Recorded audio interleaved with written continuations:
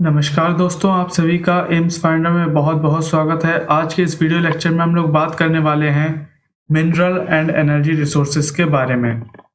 Geography SSC class 10th के लिए basically ये वीडियो है और मिनरल एंड एनर्जी रिसोर्सेज का ये पार्ट 2 है।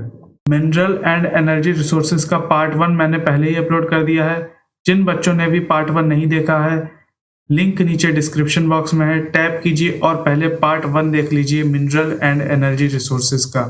तो चलिए यहाँ से हम लोग वीडियो को शुरू करते हैं। अब हम लोग बात करते हैं कन्वेंशनल सोर्सेस ऑफ एनर्जी के बारे में, पर उससे पहले आप लोग कन्वेंशनल का मतलब जान लीजिए। देखिए, कन्वेंशनल का मतलब होता है ट्रेडिशनल, मीन्स जो पहले से चलता हुआ आ रहा है। या आप लोग कन्वेंशनल सोर्स ऑफ एनर्जी को इस तरीके से भी समझ सकते हैं कि एक non renewable source of energy है, इसीलिए हम लोग इनका यूज काफी समय पहले से करते हुए आ रहे हैं। ठीक है, तो अब हम लोग बात करते हैं यहाँ पे कोल की, हिंदी में बोला जाए तो कोयले की। ठीक है, देखिए अब ध्यान से समझिए। Coal is one of the most abundantly available fossil fuel. अब कई सारे बच्चे ये सोच रहे होंगे कि आखिर मैंने यहाँ पे फॉसिल फ्यूल क्यों कह दिया, क्योंकि कोल को हम लोग फॉसिल फ्यूल कहते हैं। और सिर्फ कोल को ही नहीं, पेट्रोलियम, नेचुरल गैस, इनको भी हम लोग फॉसिल फ्यूल कहते हैं। अब आखिर हम लोग इन्हें फॉसिल फ्यूल कहते क्यों हैं, पहले तो आप लोग वो समझिए। देखिए, जो डेड एनिमल्स होते हैं या फिर जो डेड प्लांट्स होते हैं, इसका मतलब है जो जानवर या प्लांट्स मर जाते हैं, उनके डिकम्पोजिशन से यहाँ पे कोल बनता है। ठीक है, इसीलिए इनको कहा जाता है फॉसिल फ्यूल। पेट्रोलियम और नेचुरल गैस, इन दोनों से ज्यादा कोल इस अर्थ पे सबसे ज्यादा अवेलेबल है। इसका मतलब है कि जो कोल की मात्रा है वो इस अर्थ पे बहुत ज्यादा है as compare to petroleum and natural gas के। ठीक है, देखिए, कोल में कंसिस्ट होते हैं इनफ्लेमेबल ऑर्गेनिक सब्सटेंस। ठीक है, और ये मेनली हाइड्रोकार्बन से बनकर तैयार होता है। ठीक है, इनफ्लेमेबल ऑर्गेनिक सब्सटेंस का यहाँ पे मतलब है जो ज्वलनशील ऑर्गेनिक सब्सटेंस होते हैं उनसे बनकर ये तैयार होता है, और ये मेनली हाइड्रोकार्बन से ही बनकर तैयार होता है। इसका मतलब है जो कोल है वो जल्दी फायर को कैच कर लेता है। ठीक है, फिर देखिए, जैसा कि अभी आपको मैंने बताया था कि जो भी प्लांट्स या जो भी एनिमल्स मर जाते हैं वो जमीन के नीचे चले जाते हैं और उसके बाद उनका डीकम्पोजिशन होने शुरू हो जाता है। ठीक है, फिर वो डीकम्पोज होते रहते हैं, मिलियंस ईयर्स तक होते रहते हैं, और इस तरीके से बनता है हमारा कोल। ठीक है, तो जो कोल है ये फॉर्म्ड होता है इन द सेडिमेंट्री रॉक्स में ऑफ ऑर्गेनिक ऑरिजिन्स। देखिए, ऑर्गेनिक ओरिजिन का वही मतलब है जो प्लांट्स या जो एनिमल्स मर जाते हैं उन्हीं की यहाँ पे बात करी जा रही है। फिर देखिए, coal beds in between sedimentary rocks layer are called seams. देखिए, जो सेडिमेंट्री रॉक्स के बीच में जो कोयले की परत बनती है उसको कहा जाता है सीम्स। अब हम लोग बात करते हैं क्लासिफिकेशन ऑफ कोल के बारे में। देखिए, अलग अलग वेराइटीज के कोल आते हैं। ठीक है, और हर अलग अलग वेराइटी के कोल की अपनी अलग अलग प्रॉपर्टीज होती हैं। तो जो पहली कोल की वेराइटी है उसका नाम है एंथ्रेसाइट, दूसरा यहाँ पे बिटुमिनस, और तीसरा यहाँ पे लिग्नाइट, और जो चौथा वेराइटी है कोल का वो है पीट। तो हम लोग सबसे पहले बात करते हैं एंथ्रेसाइट की। देखिए, जो एंथ्रेसाइट कोल होता है इसमें 80% से भी ज्यादा कार्बन कंटेंट होता है। अच्छा, एक चीज याद रखिएगा, जितना ज्यादा कार्बन उतनी अच्छी क्वालिटी का वो आपको कोल मिलेगा। ठीक है, तो यहाँ पे 80% से भी ज्यादा कार्बन यहाँ पे कंटेंट होता है एंथ्रेसाइट कोल में। ठीक है, तो देखिए, जो एंथ्रेसाइट कोल है ये gives maximum heat and little smoke. ठीक है, यहाँ पे मैक्सिमम हीट ये प्रोड्यूस करता है और लिटिल स्मोक। फिर साथ ही साथ ये हाईएस्ट ग्रेड कोल भी है, और साथ ही साथ इसकी हाईएस्ट कैलोरीफिक वैल्यू भी है। फिर हम लोग बात करते हैं बिटुमिनस कोल की। तो देखिए इसमें जो कार्बन कंटेंट होता है वो वेरी करता है फ्रॉम 60 to 80% तक, यहाँ पे वो वेरी करता है कार्बन कितना यहाँ पे कंटेंट है। तो देखिए it gives less heat than anthracite, ये एंथ्रासाइड के मुकाबले थोड़ी सी कम हीट प्रोड्यूस करता है, बट यहाँ पे जो स्मोक का जो इमिशन होता है वो ज़्यादा होता है, ठीक है।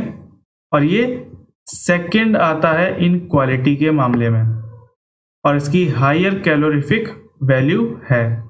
तो देखिए जो लिग्नाइट है इसमें जो कार्बन कंटेंट होता है वो रेंज है बिटवीन 40 टू लेस देन 60%। देखिए लिग्नाइट में गुड अमाउंट ऑफ मॉइस्चर भी है। It give less heat than bituminous but smoke emission is more. तो देखिए it is third in quality, ये तीसरे नंबर पे आता है क्वालिटी के मामले में, और इसकी लो कैलोरीफिक वैल्यू भी है। फिर हम लोग बात करते हैं पीट की। तो देखिए यहाँ पे लोएस्ट कार्बन कंटेंट होता है, इस वजह से ये इंफीरियर वेराइटी ऑफ कोल कहा जाता है। इट एमिट्स मैक्सिमम स्मोक, और यहाँ पे बहुत ज़्यादा स्मोक रिलीज होती है, ठीक है, और बर्न्स ऑलमोस्ट लाइक वुड। ये एक ऐसा कोल टाइप है जब हम इसे बर्न करते हैं तो लाइक अ वुड जैसा ही ये बर्न होता है, ठीक है, बिल्कुल जैसे कोई एक लॉग ऑफ वुड एक जलता है, ठीक है, उसे बर्न किया जाता है, बिल्कुल वैसे ही ये बर्न होता है। फिर ये पुअरेस्ट क्वालिटी इन वैरायटी है ये कोल की, और ये लोएस्ट कैलोरीफिक इसकी वैल्यू भी है। तो ये थे मेजर 4 क्लासिफिकेशन ऑफ कोल। अब हम लोग बात करते हैं क्लासिफिकेशन ऑफ कोल के बारे में। इससे पहले हम लोगों ने क्लासिफिकेशन किया था कोल की वेराइटीज का, और अब हम लोग यहाँ पे क्लासिफिकेशन कर रहे हैं पीरियड ऑफ फॉर्मेशन के बेसिस पे, ठीक है। तो हम लोग यहाँ पे पहले बात करते हैं गोंडवाना कोल के बारे में। तो देखिए जो गोंडवाना कोल है वो लगभग 200 मिलियन ईयर्स ओल्ड है, और ये काफ़ी हाई डेप्थ में पाया जाता है कोल, ठीक है। तो देखिए लगभग 98% जो इंडियन कोल है वो इसी तरीके का आपको मिलेगा, ठीक है, गोंडवाना कोल टाइप में ही आपको मिलेगा, ओके। और ये लार्जली फाउंड होता है इन Chhattisgarh, Orissa, Jharkhand, Madhya Pradesh, Maharashtra, Uttar Pradesh, Andhra Pradesh and in waste Bengal में, ठीक है। अब हम लोग बात करते हैं टर्शरी कोल के बारे में। टर्शरी कोल लगभग 55 मिलियन ईयर ओल्ड होता है। फिर देखिए लगभग 2% ऑफ इंडियन कोल आपको इसी टाइप का देखने को मिलेगा, ठीक है। और जो टर्शरी कोल है ये लार्जली फाउंड होता है इन असम, झारखंड, उड़ीसा, मेघालय, अरुणाचल प्रदेश, नागालैंड, गुजरात एंड इन तमिलनाडु। अब हम लोग बात करते हैं यूजेस ऑफ कोल के बारे में। तो देखिए कोल का सबसे बड़ा जो यूज़ है वो यही होता है टू प्रोड्यूस थर्मल इलेक्ट्रिसिटी में, ठीक है। और एक और बात, जो टोटल पावर कंजम्पशन है इंडिया की वो कोल से 67% तक आती है, ठीक है। तो यानी कि इसका मतलब है हम लोग कोल का यूज़ करके बहुत ज़्यादा इलेक्ट्रिसिटी प्रोड्यूस करते हैं। फिर देखिए ये एक पिक्चर है थर्मल पावर प्लांट की। देखिए थर्मल पावर प्लांट बहुत ज़्यादा बड़े होते हैं, और यहाँ पे बनती है बिजली जो आपके हमारे घरों में आती है। अब हम लोग बात करते हैं दूसरे पॉइंट के ऊपर। ये देखिए good quality coal is used to smelt iron ore. देखिए स्मेल्ट का मतलब होता है गलाना, ठीक है, यानी कि हम लोग गुड क्वालिटी जो कोल होते हैं उसको हम लोग यूज करते हैं टू स्मेल्ट आयरन ओर, यानी कि आयरन ओर को गलाने के लिए भी हम लोग कोल का यूज करते हैं। तो देखिए केमिकल्स में भी हम लोग कोल का यूज करते हैं, सच एज अमोनिया, बेंजोल और इनके जैसी कई अन्य चीज़ें भी, ठीक है। ये सब चीज़ें ऑब्टेन्ड होती हैं फ्रॉम कोल से। फिर ये तो हम सबको ही पता है कि important source of domestic fuel में कोल की गिनती तो होती ही है, तो इसीलिए कोल को कहा जाता है वर्सेटाइल मिनरल, कि हम लोग कोल का यूज़ वर्सेटाइल कामों में कर सकते हैं, इसीलिए हम लोग इसे वर्सेटाइल मिनरल के नाम से भी जानते हैं, ठीक है। अब हम लोग बात करते हैं डिस्ट्रीब्यूशन ऑफ कोल के बारे में। तो देखिए जो झरिया माइन है इन झारखंड, ये कवर करती है एरिया 453 किलोमीटर स्क्वायर, ठीक है। तो देखिए अबाउट जो 50% जो कोल है वो आता है फ्रॉम झरिया माइन से, ठीक है। और झरिया माइन को जाना जाता है store house of Indian coal के नाम से भी। और झरिया माइन ये रिचेस्ट माइन है एंड लार्जेस्ट कोल माइन है इन इंडिया। तो यानी कि झरिया माइन एक बहुत ही ज़्यादा इम्पॉर्टेंट कोल माइन है इंडिया में, ठीक है।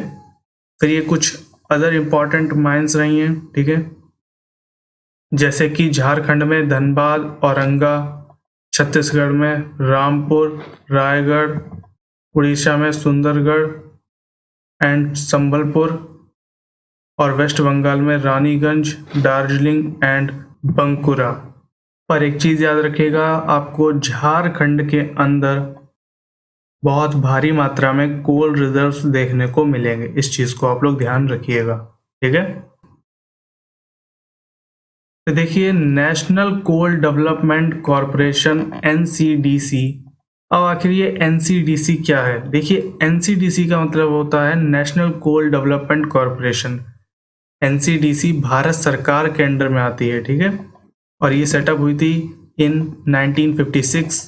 और NCDC बेसिकली करती क्या है, इस चीज़ को आप लोग जान लीजिए, ठीक है। पहली चीज़, the planned extraction, use and the conservation of coal in India. अब थोड़ा ध्यान से समझिए।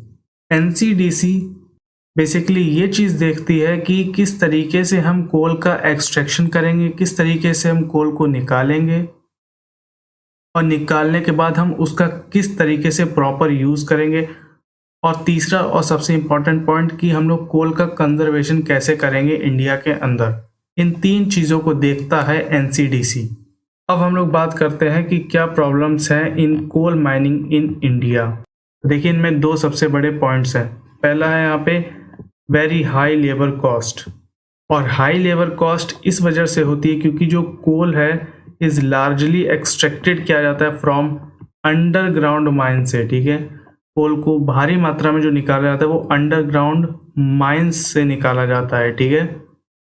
तो इसीलिए लेबर कॉस्ट काफ़ी हाई है, ठीक है।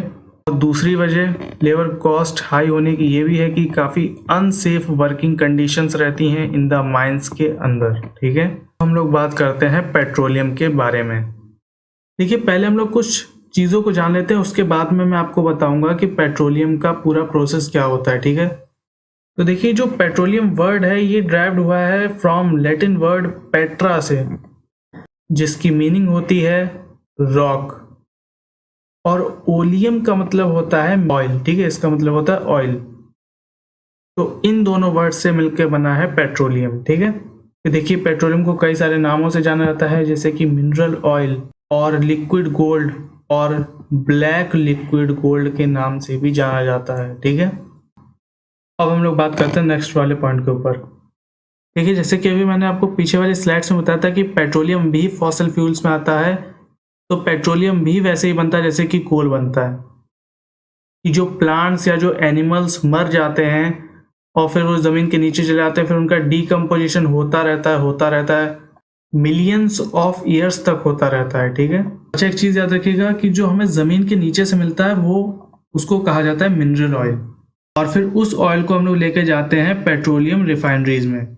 रिफाइनरीज के बारे में भी हम लोग आगे बात करेंगे, पहले इस पॉइंट को यहाँ पे डिस्कस कर लेते हैं। जैसे कि कोल भी सेडिमेंट्री रॉक्स में फाउंड हो रहा था, वैसे ही ये भी पेट्रोलियम भी it is found in sedimentary rocks and it's consist of inflammable hydrocarbons in liquid state में। तो इसमें भी कंसिस्ट होते हैं इनफ्लेमेबल सब्सटेंसेस, ठीक है, और ये लिक्विड स्टेट में हम लोग बात कर रहे हैं यहाँ पे, ठीक है। फिर पेट्रोलियम एक इम्पॉर्टेंट सोर्स है of energy in transport industry में। अब हम लोग बात करते हैं पेट्रोलियम रिफाइनरीज के बारे में। तो जैसा कि अभी मैंने आपको बताया था कि जो मिनरल ऑयल हमें ज़मीन से मिलता है, उसके बाद हम उस ऑयल को ले जाते हैं फ्रैक्शनल डिस्टिलेशन में। देखिए, फ्रैक्शनल डिस्टिलेशन में ले जाने के बाद में जो क्रूड ऑयल होता है उसको हम लोग रिफाइनरीज में ले जाते हैं, जहाँ पे हमें वेरियस प्रोडक्ट मिलते हैं, फॉर एग्जाम्पल पेट्रोलियम, डीजल, कैरोसिन्स, और हमें कई अन्य प्रोडक्ट भी मिलते हैं जैसे कि टार, वैक्स, प्लास्टिक और वेराइटीज ऑफ ल्यूब्रिकेंट्स, ठीक है। अच्छा, एक चीज़ याद रखिएगा, जैसे कि यहाँ पे मैंने भी बोला था क्रूड ऑयल। देखिए, मिनरल ऑयल, जैसे कि अभी आपको मैंने पीछे बताया था कि जो ऑयल ज़मीन से हम लोग बाहर निकालते हैं फिर उसका हम लोग फ्रैक्शनल डिस्टिलेशन करते हैं, तो उस मिनरल ऑयल को हम लोग क्रूड ऑयल भी कहते हैं, ठीक है। तो इतनी सारी चीज़ें यहाँ पे बनती हैं क्रूड ऑयल से, इसीलिए जो पेट्रोलियम है उसको हम लोग कहते हैं लिक्विड गोल्ड, ठीक है, क्योंकि इसके हम लोग वर्सेटाइल यूजेस हैं और इसकी काफ़ी इम्पोर्टेंस भी है। फिर हम लोग बात करते हैं यूजेस ऑफ पेट्रोलियम के बारे में। तो देखिए पेट्रोलियम का यूज़ होता है एज फ्यूल के तौर पे, ठीक है, वेरियस फॉर्म में, such as petrol, diesel, jet fuel, kerosene and liquefied petroleum gas. फिर देखिए पेट्रोकेमिकल प्रोडक्ट्स भी ऑब्टेन्ड होते हैं after the extraction of petroleum, include synthetic rubber, synthetic fibre, और फिर पॉलीस्टाइरीन भी आती है यहाँ पे। फिर देखिए पॉलीवाइनल क्लोराइड जिसको पीवीसी कहा जाता है, और फिर printing ink, photographic films, paints, varnish और लुब्रिकेटिंग ऑयल भी है, and plastic etcetera. These are of great economic value इनकी होती है। तो अब आप लोग समझ चुके होंगे कि पेट्रोलियम को आखिर लिक्विड गोल्ड क्यों कहा जाता है, क्योंकि इसके वर्सेटाइल यूजेस हैं, ठीक है। और तो और पेट्रोलियम को हम लोग यूज करते हैं फॉर जनरेशन ऑफ इलेक्ट्रिसिटी के लिए भी। अब हम लोग बात करते हैं स्टेप्स टू कंजर्व पेट्रोलियम। तो देखिए जो ट्रांसपोर्ट सेक्टर है इसमें कंज्यूम होता है more than 50% of petroleum products, ठीक है। तो ट्रांसपोर्ट सेक्टर में जो हमें स्टेप लेना है टू कंजर्व पेट्रोलियम वो ये है, हमें यूज़ करना है फ्यूल इफिशिएंट इंजन्स, और जो कि आसानी से अवेलेबल हों एट अफोर्डेबल कॉस्ट पे। तो अफोर्डेबल कॉस्ट पे जब हमें अवेलेबल रहेगा फ्यूल इफिशिएंट इंजन्स तो हम लोग उनका यूज़ करेंगे, ठीक है। फिर देखिए हमें इफिशिएंट मैनेजमेंट चाहिए of extraction, processing, transport and usages of available resources. तो इसका मतलब ये है कि हम लोगों को एक इफिशिएंट मैनेजमेंट चाहिए एक्सट्रैक्शन के लिए, प्रोसेसिंग के लिए और ट्रांसपोर्टेशन के लिए, ठीक है। तो इन सभी चीज़ों का हमें प्रयोग करना है अवेलेबल रिसोर्सेस में। जितने भी हमारे पास अवेलेबल रिसोर्सेस हैं उनका हमें यूज़ करना है और इफिशिएंट मैनेजमेंट देना है एक्सट्रैक्शन, प्रोसेसिंग एंड ट्रांसपोर्टेशन में। तो देखिए हमें यूज़ करना है alternative non conventional means of power का, जैसे कि सोलर, विंड, हाइड्रो पावर्स का हमें यहाँ पे यूज़ करना है, जिससे कि हम लोग पेट्रोलियम को कंजर्व कर सकें, ठीक है। तो ये कुछ स्टेप्स थे पेट्रोलियम को कंजर्व करने के लिए। अब हम लोग बात करते हैं नेचुरल गैस के बारे में। देखिए जहाँ कहीं पे भी पेट्रोलियम ज़मीन के नीचे मिलता है तो उसी के ऊपर रहता है नेचुरल गैस। तो चलिए अब हम लोग इसके ऊपर डिटेल में बात करते हैं। It is found in around the region having petroleum reserves. तो जैसा कि अभी मैंने बताया था कि ये पेट्रोलियम रिजर्व्स के अराउंड ही फाउंड होते हैं, ठीक है। और क्योंकि ये गैशियस फॉर्म में है और ये लाइटर होते हैं नेचुरल गैस, ठीक है, इसीलिए ये लाई होता है एबव द लिक्विड पेट्रोलियम के ऊपर, ठीक है। या लिक्विड पेट्रोलियम कह लीजिए या क्रूड ऑयल कह लीजिए, जो फॉर्म होता है इन सेडिमेंट्री रॉक्स में, means deep in the earth crust में। तो इसीलिए जब भी हम लोग ऑयल वेल जो होते हैं उनको हम लोग ड्रिल्ड करते हैं, ठीक है, तो जब भी हम लोग कोई भी ऑयल वेल अगर ड्रिल्ड कर रहे हैं तो क्रूड ऑयल से पहले हम लोगों को नेचुरल गैस मिल जाती है, ठीक है। It is the natural gas which reach before striking crude oil blow. तो देखिए natural gas is becoming more and more popular source of energy in India for its numerous advantages over other form of energy. तो देखिए India के अंदर जो natural gas की जो popularity है वो दिन ब दिन बढ़ती जा रही है as a source of energy, क्योंकि नेचुरल गैस के कई सारे एडवांटेजेस हैं जिनको हम लोग अदर फॉर्म्स ऑफ एनर्जी में भी यूज़ कर सकते हैं। तो जब इसके इतने ढेर सारे एडवांटेजेस हैं, इसीलिए अगर हम एस्टिमेटेड करें that India has about 700 BC M means billion cubic metre of natural gas के रिजर्व्स हैं। अब हम लोग बात करते हैं यूजेस ऑफ नेचुरल गैस के बारे में। तो देखिए, natural gas has wide range of industrial and domestic uses हैं इसके, ठीक है। और अगर हम लोग मेजर यूजेस के बारे में बात करें तो मेजर यूजेस का एलपीजी। एलपीजी की फुल फॉर्म है लिक्विफाइड पेट्रोलियम गैस। तो एलपीजी को तो सब लोग जानते होंगे कि ये हाउस होल्ड पर्पस के लिए यूज़ किया जाता है, फॉर कुकिंग एंड लाइटनिंग।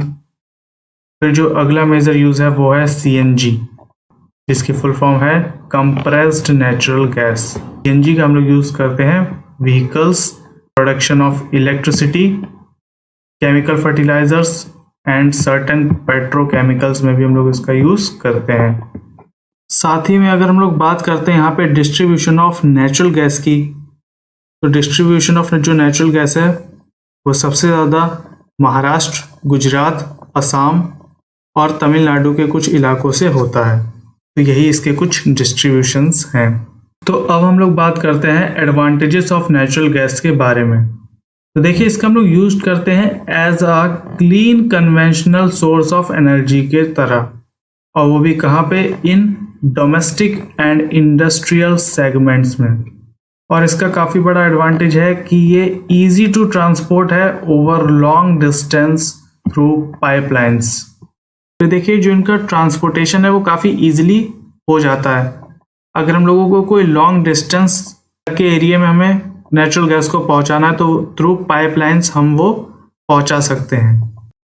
तो इन्हीं पाइप्स के ज़रिए हम लोग इजीली ट्रांसपोर्टेशन कर लेते हैं नेचुरल गैस का। तो देखिए, it emits least amount of carbon and other green house gases as compare to the other conventional source of power. देखिए, अगर हम लोग कोई दूसरे कन्वेंशनल सोर्स ऑफ पावर की अगर बात करें तो उनके कंपैरिजन में जो नेचुरल गैस है ये काफ़ी least amount of carbon emits करती है, और साथ ही में जो ग्रीन हाउस गैसेज हैं वो भी काफ़ी कम मात्रा में इमिट होती हैं।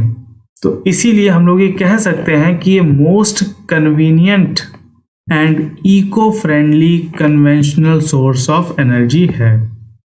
तो नेचुरल गैस सबसे ज़्यादा eco friendly conventional source of energy है। तो अब हम लोग बात करते हैं डिसएडवांटेजेस ऑफ नेचुरल गैस के बारे में। देखिए, natural gas is highly inflammable है, इसीलिए इसके कारण से डेंजरस फायर एक्सीडेंट्स भी हो सकते हैं। तो देखिए, it is a non renewable source of energy है ये, इसीलिए इसकी एग्जॉस्टेड होने की भी संभावना है, पहले या बाद में, ठीक है। अब हम लोग बात करते हैं थर्ड वाले पॉइंट के ऊपर।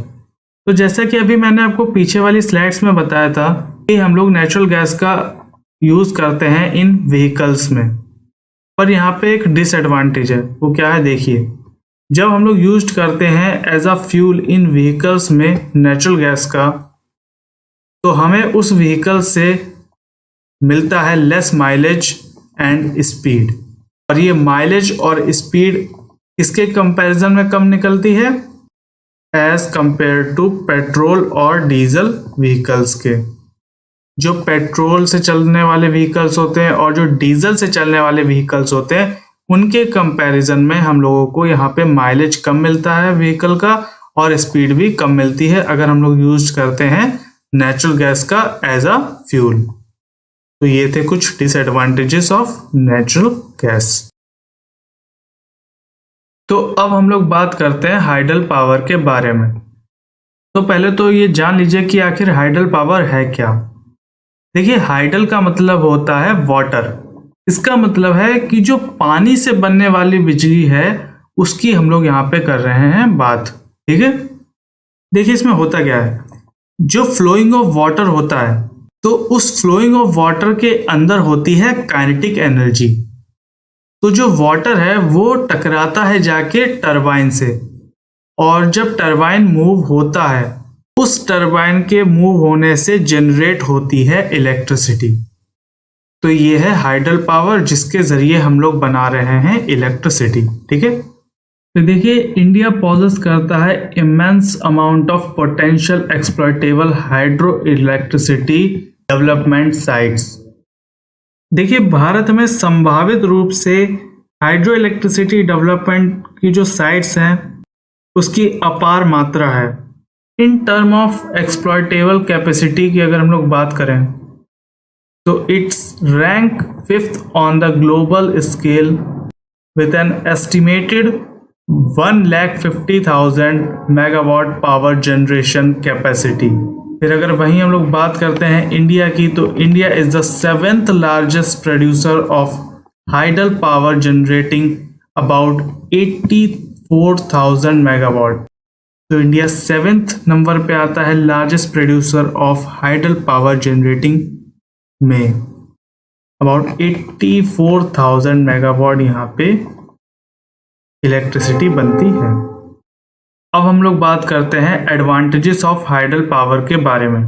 तो देखिए they produce a large quantity of electricity at a constant rate पे, at a very low cost and in an eco friendly manner without releasing any green house gases और other pollutants in the environment.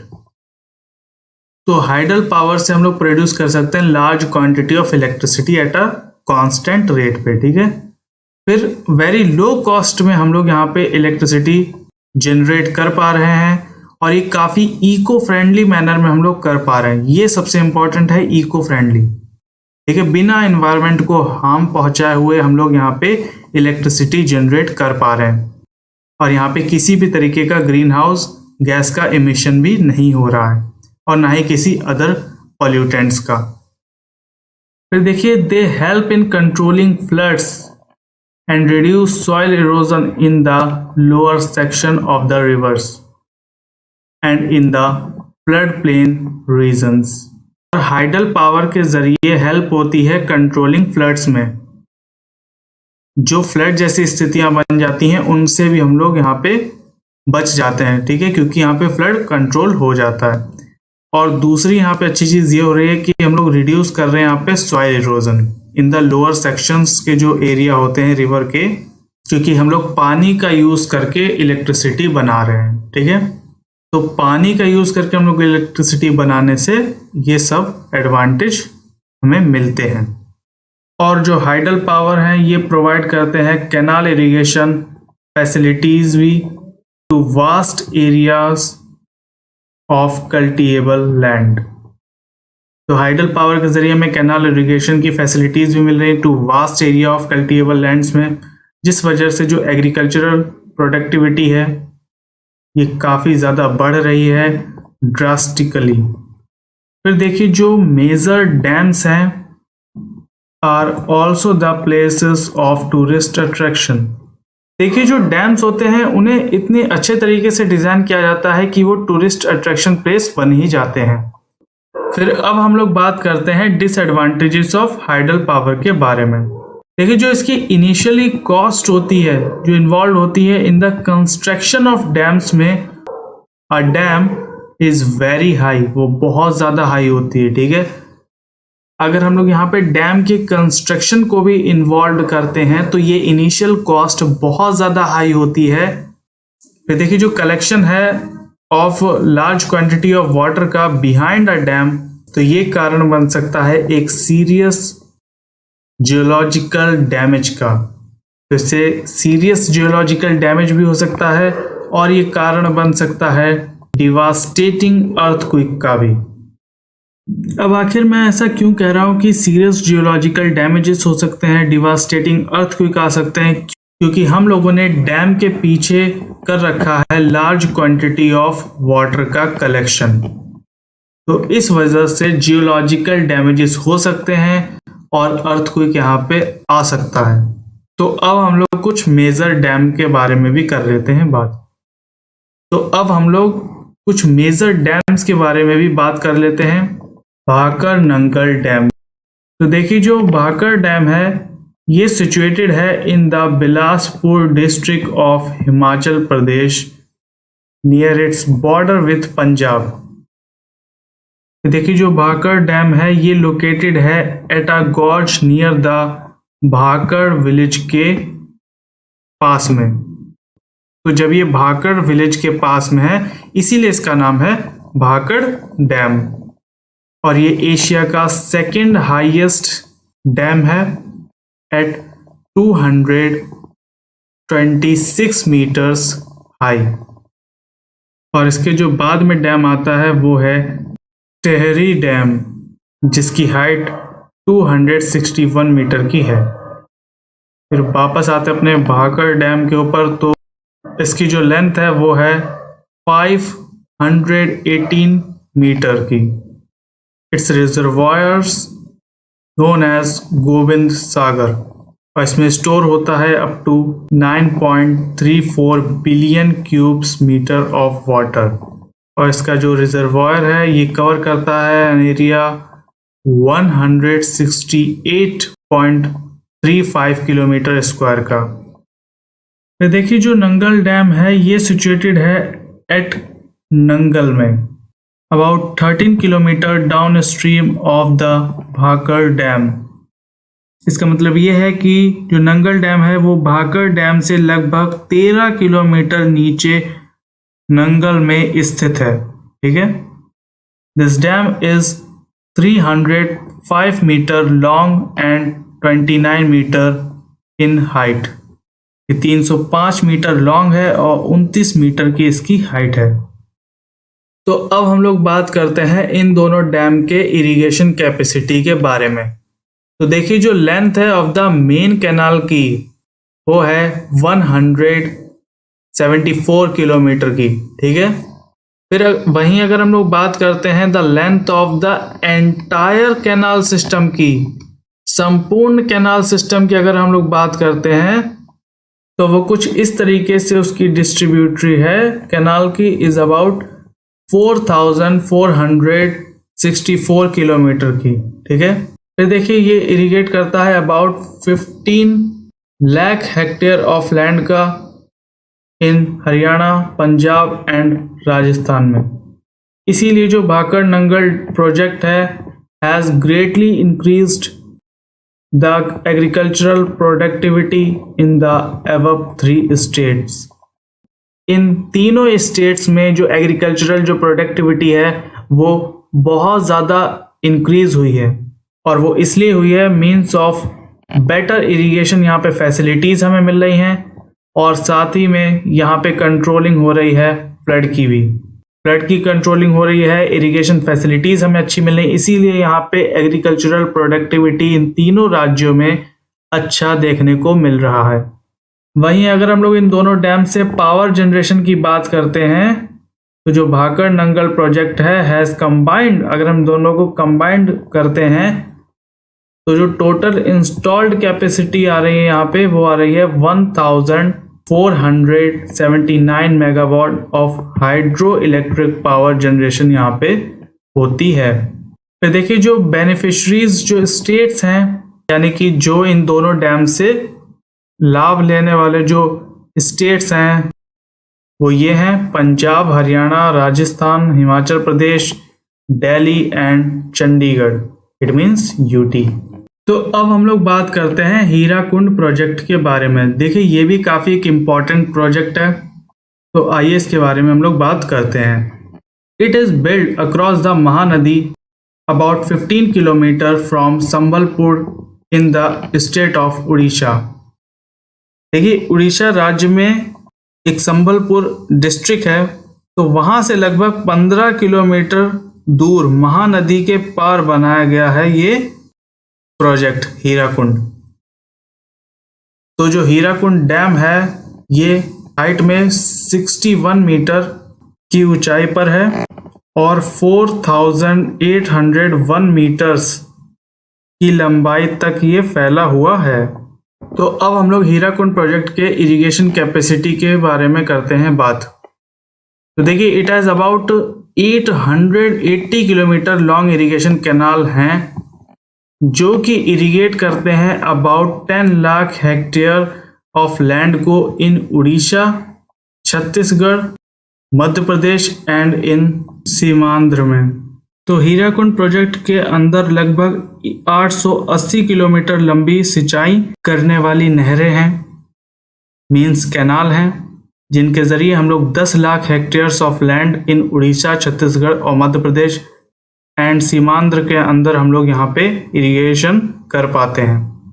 तो अब हम लोग बात करते हैं Hirakud project के पावर जनरेशन के बारे में। तो देखिए, the dam has 2 power generation है यहाँ पे।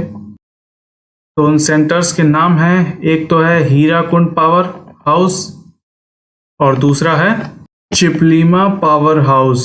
तो इन दोनों पावर हाउस से यहाँ पे पावर जनरेशन की जो कैपेसिटी है वो है 270 मेगावाट की। अब हम लोग हीराकुंड प्रोजेक्ट के बेनिफिशियरी स्टेट्स के बारे में करते हैं बात। उड़ीसा, छत्तीसगढ़, मध्य प्रदेश एंड सीमांध्र। तो इसी के साथ आप लोगों का मिनरल एंड एनर्जी रिसोर्सेज का पार्ट 2 यहाँ पे कंप्लीट हो चुका है। अगर आप लोगों को ये वीडियो अच्छा लगा है तो इस वीडियो को लाइक शेयर करना मत भूलिए। साथ ही साथ अगर आप लोग नए हो चैनल पे तो इस चैनल को सब्सक्राइब करना भी मत भूलिएगा। तो इसी के साथ जय हिंद, जय भारत।